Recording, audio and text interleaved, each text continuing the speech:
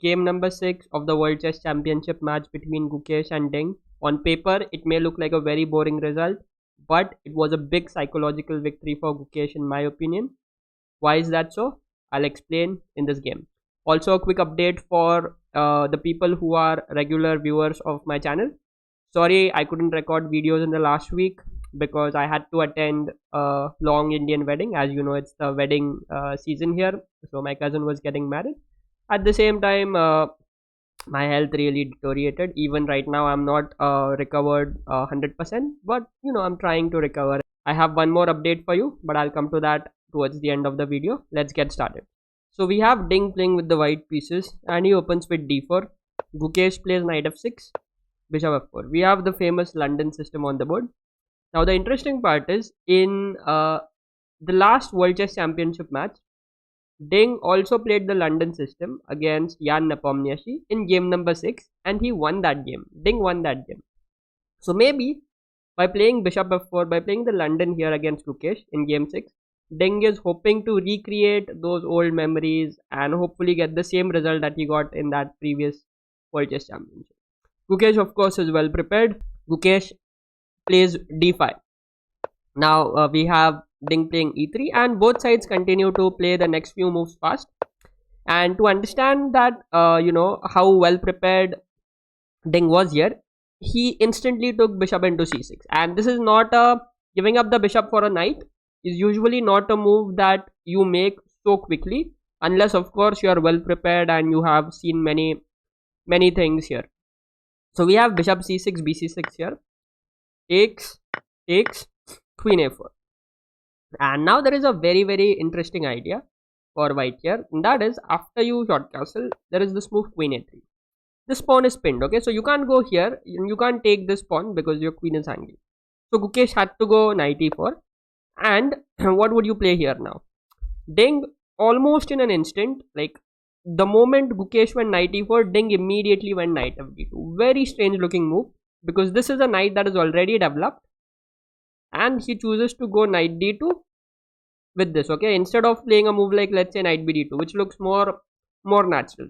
Okay, so clearly Ding was very well prepared, and for the first time ever, it looked in the World Championship match that Ding was not taking a lot of time in the opening, and he was actually trying to put Gukesh under time pressure.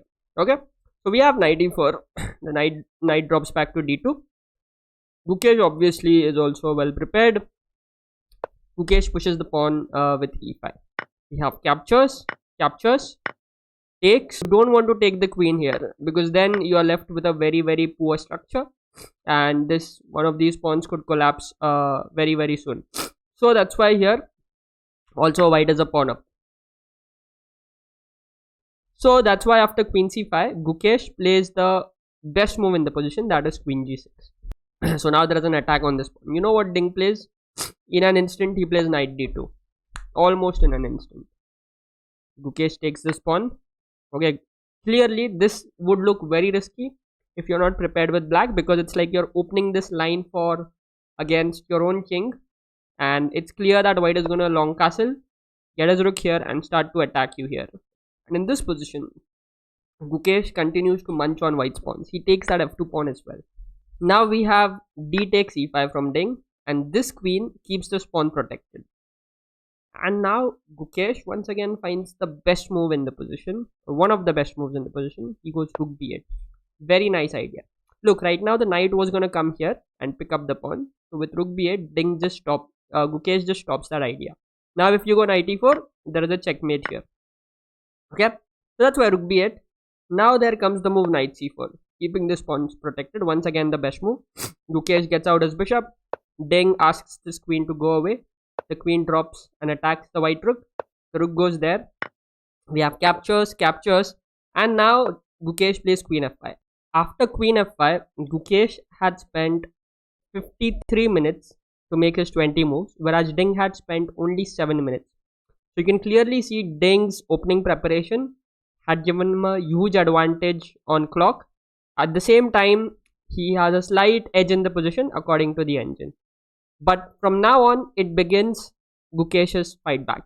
So first, Ding, after a very long thing, he captures the pawn. Gukesh captures this pawn, and now Ding plays queen d5.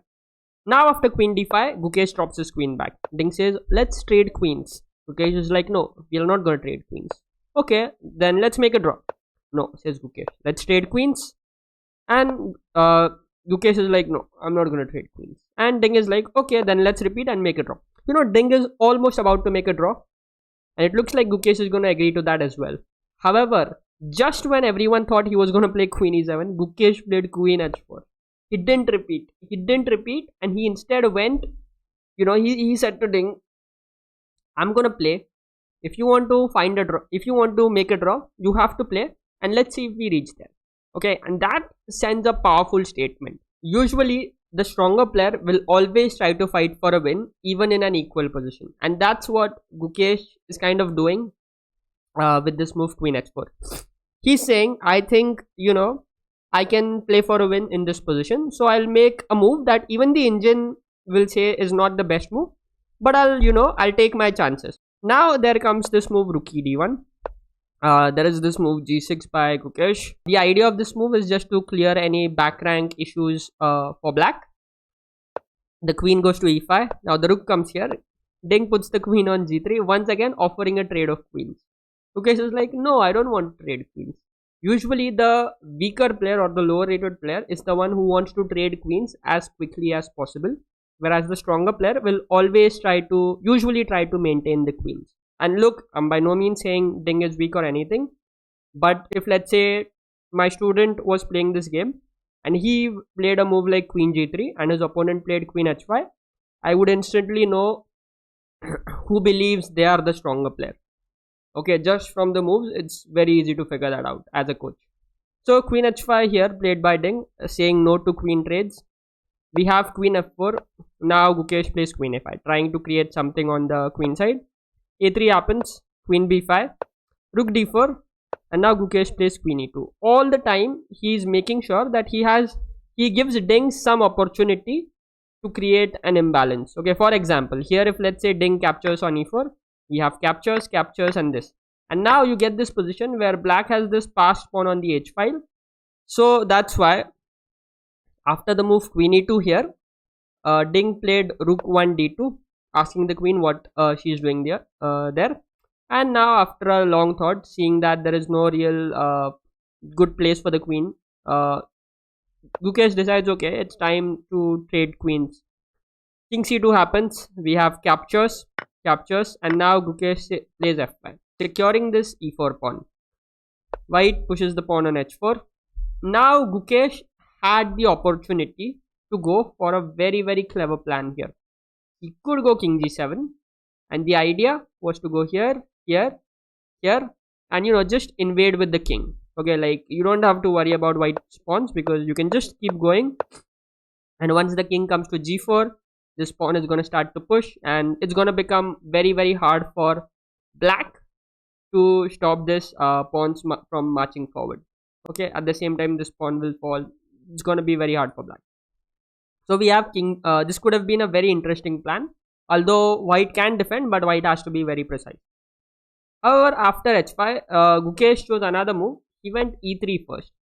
Now the rook has to block this pawn from moving any forward. The drawback of e3 is now it's not so easy to protect this pawn, since on e4 it was always protected by this ally on f5, but on e3 it's not so easy because this pawn can't move forward.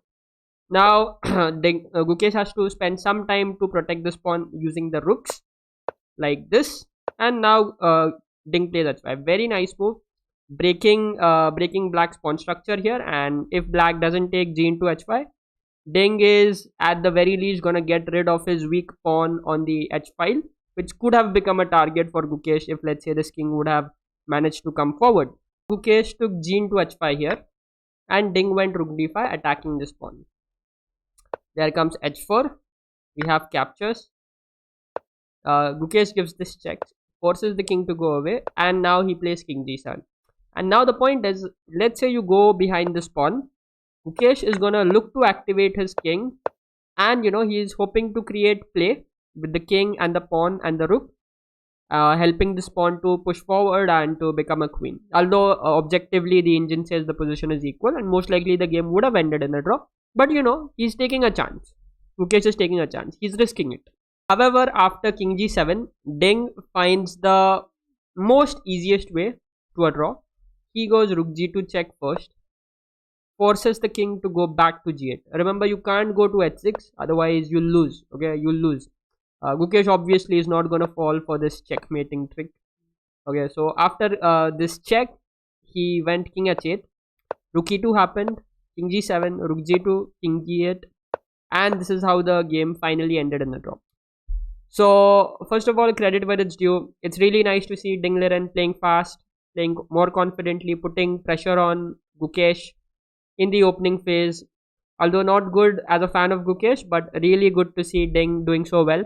There were talks about Deng being out of form, but it's good to see that he's prepared well. At the same time, about Gukesh, now the psychological win for Gukesh that I see is, first of all, he was down on the clock, but still, despite that, he managed to keep fighting, and he managed to equalize. He didn't let that time deficit cost him much.